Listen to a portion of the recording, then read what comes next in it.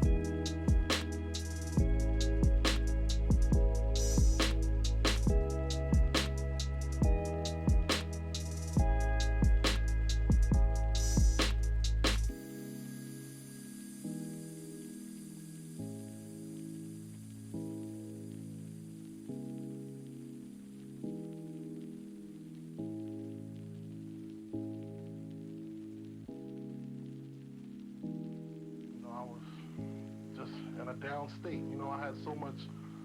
If you listen to the album, it's kind of dark, you know. A lot of the singles were like up-tempo singles, but a lot of the songs that really meant a lot to me were dark songs, you know.